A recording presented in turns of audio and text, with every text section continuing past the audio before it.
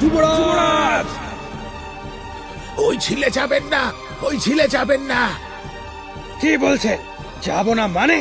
আমাদের যুবরাজকে কেউ একজন টেনে নিয়ে যাচ্ছে। ওই ছিলে রাক্ষস আছে, রাক্ষস। রাক্ষস! হ্যাঁ, ওই ঝিলের জলে রাক্ষস আছে। যে ওই ঝিলের জলের দিকে হাত বাড়াবে তাকেই টেনে নিয়ে যাবে। নিজেরা যদি প্রাণে বাঁচতে চান তাহলে চলে যান, চলে যান, এখনই এখান থেকে চলে যান। হ্যাঁ রে, এখন কি করবি?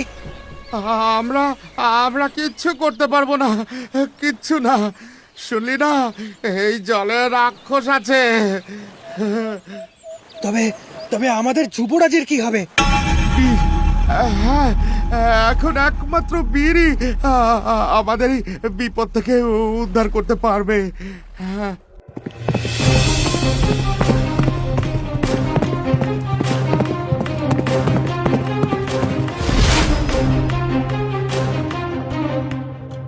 কি রাক্ষস?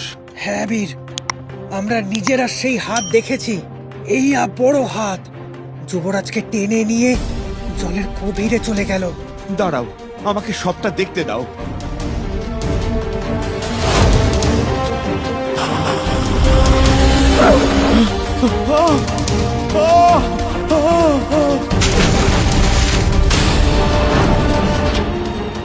সবটা দেখার পর বীর সেই মুহূর্তেই মেঘ চাদরে করে উড়ে যায় সেই মণিকুঞ্জ ঝিলে।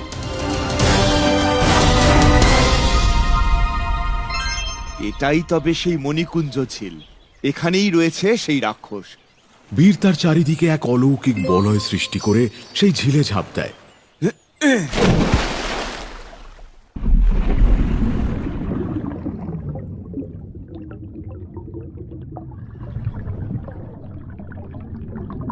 জলের নিচে দুর্গ, অদ্ভুত তো। কৌতূহলের বশে বীর সেই দুর্গের অন্তর্মহলে প্রবেশ করে।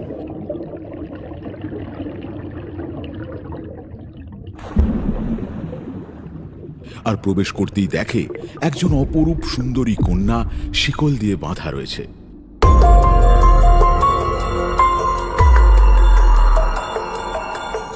এ কি? কে তুমি? এখানে এভাবে বন্দী হয়ে আছো কেন?